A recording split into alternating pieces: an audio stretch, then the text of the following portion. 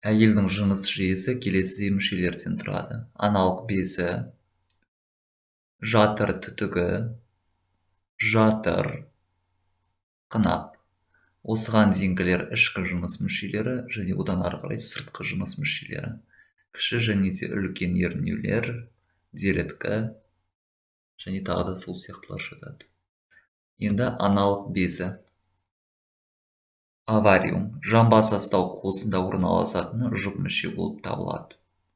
Ол аналық безде жыныс жасушалары түзілетін болады, яғни жұмыртқа жасушалары. Сонымен қатар аналық без гормондарды қан және лимфаға бөліп отырады. Негізінен пішіні сопақша пішіндес, алдан артқа қарай жалпайған, сонымен қатар түсі ақ қызғылт түстес болып келеді. Аналық бездердің құрамында, яғни мына ұңғылдарды көруімізге болады. Сонымен қатар сары дененің дамыған овуляция іздері көрінеді. Салмағы 5-8 грамм, ұзындығы шамамен 2,5 см, ені 1,5 см, қалыңдығы 1 см болады. Оның біз екі бетін ажыратамыз. Бірінші беті жамбас қуысына қараған медиальды беті, фациес медиалис, және жамбас астау қабырғасына қараған беті, фациес латералис. Сонымен қатар екі жиегін ажыратамыз. Бірінші жиегі бұл бос жиегі деп аталады, оны марго либер деп атаймыз. Келесі жиегі шажырқай бекитін жиегі, оны марго месоварикус деп атаймыз. Сонымен қатар осы марго месоварикуста науашық тәрізді ұңғыл, яғни аналық бездің қақпасы орналасатын болады. Яғни хилиус аварий. Осы хилиус аварийдан артерия және нервтер кіріп, вена және де лимфа тамырлары шығатын болады. Жалпы вертикальды орналасуына байланысты аналық бездің екі шетін ажыратамыз. Бірінші шеті бұл жатырға қараған шеті экстремитас утерина деп аталады, ал екінші шеті бұл жатыр түтігіне қараған экстремитас тубария деп аталады. Осы шеттерінде атап айтатын болсақ, жатырмен байланысатын жерінде ол аналық бездің өзінің меншікті байламы болады. Лигаментум аварий проприум деп аталатын жеке байламы болады. Сонымен қатар мына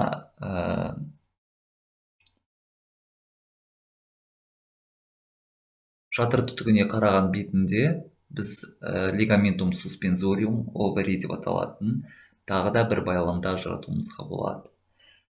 Бұл жалғама дөңгелегі жіп түрінде аналық бездің жатырлық шетінен жатырдың латеральды бұрышына дейін орналасатын болып табылады. Сонымен қатар аналық без іш астарымен жабылмайтын болады. Аналық бездің түтіктік шетінде мына жатыр түтігінің фимбриялары деп атаймыз, шашақтары шашылып орналасатын болады. Вот осыдан, яғни аналық безден түзілген аналық жыныс жасушасы мына фимбриялар арқылы өзіне жұтылып, мына жерден көрсек болады. Мынау бізде аналық жыныс жасушасы дамыған. Мына фимбриялар арқылы жатыр түтігіне кіреді. Сөйтіп жатыр қуысына қарай бағытталатын болады. Енді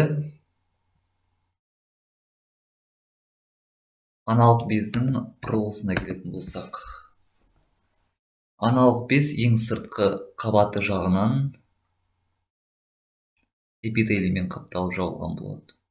Одан ішке қарай оның стромасын көреміз біз, яғни дәнекер тінінен тұратын. Сонымен қатар аналық бездің біз мына жерден қыртысты затын көруімізге болады.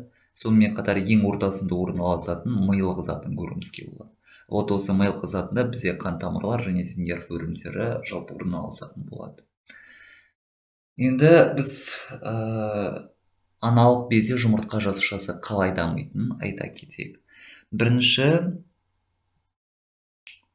аналық бездерінде ең алғашқы аналық түйіншелері, яғни олар немесе примордиальды түйіншелер деп атаймыз.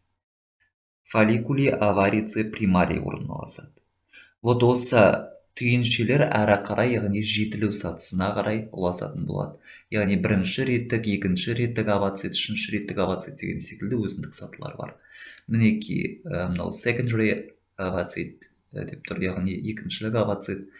Вот осы ең соңғы мінекей мынау жетілген овоцит болып табылады. Осы жетілген овоцит мына ішкі жағынан және де сыртқы жағынан тайкамен қапталады деп айтады. Бұны сіздер гистология курсына барғанда өте жақсы мынаны талдайтын боласыздар препаратты.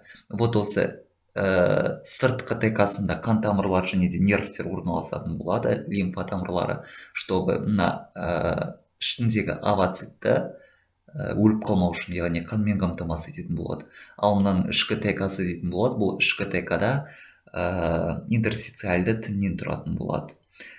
Одан кейін ішкі қабығында бізде стратум гранулезум деп аталатын өзіндік қабаты болады. Одан әрі қарай мінекей мынау овоцит. Вот осы овоциттің мына сыртқы қабатына қарай кумулюс oophorus, яғни аналық без төмпесі орналасады дейді, немесе мынаны коронасы деп те атайды. Сонымен қатар осы жетілген түйіннің ішінде фолликулярлы сұйықтық болады. Оны ликвор фолликулярис деп атайды. Сонымен қатар осы енді мынау жетілген овоцит бірнеше тәуліктен кейін мынау қабығын тастап, яғни тайка жарылады. Мына сыртқы қабатында орналасатын бұл тайка болады. Вот осы тайка жарылады да мына овоцит сыртқа қарай шығу керек. Бұл мынау процесс. Мына овоцит сыртқа қарай шықты. Ал ендігі оның қалған қалдығы болады. Міне мынау. Бұл қалған қалдығы қан тамырлар, жаңағы тайка жыртылғаннан кейін қан тамырлар так жыртылады ғой енді. Вот осы қан тамырлар қуысқа қарай құйылатын болады.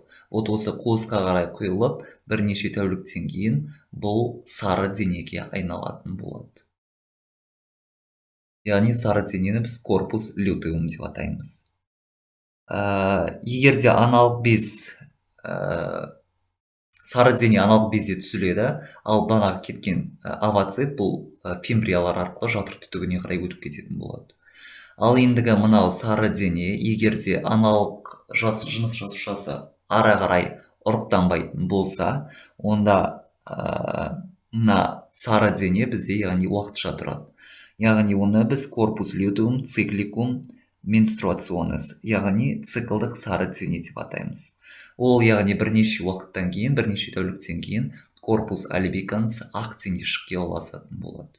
Ал егерде овоцит, яғни сперматозоид жасушасымен бірге отырып зигота түсетін болса, онда мына сары дене ұзағынан сақталады. Және де ол мына циклдық сары денеге қарағанда жүктіліктің сары денесі аналық безді көптеп жаңағы жауып орналасады және ұзағырақ сақталады, яғни бала туылғанша. Оны корпус лютеум гравитидалис деп атаймыз.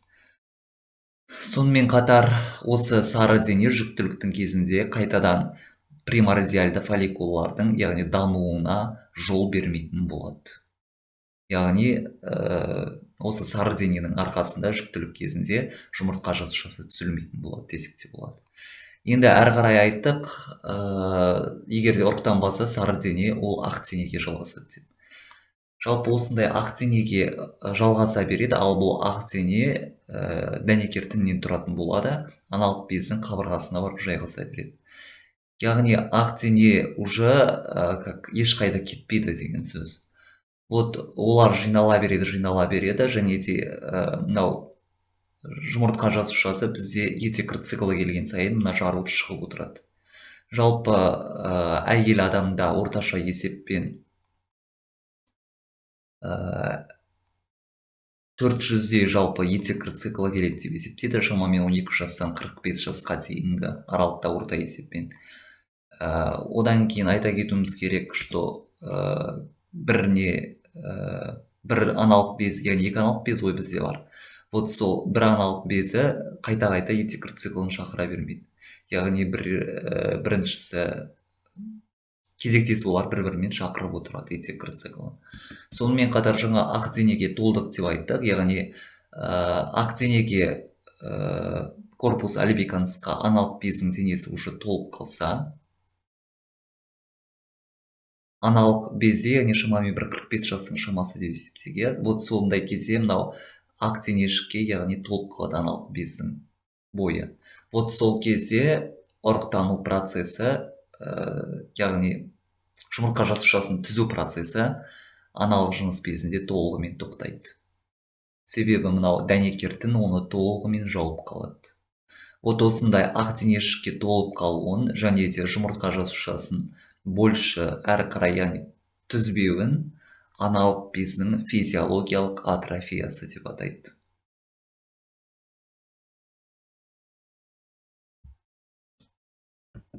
Назар қойып тыңдағандарыңызға рахмет.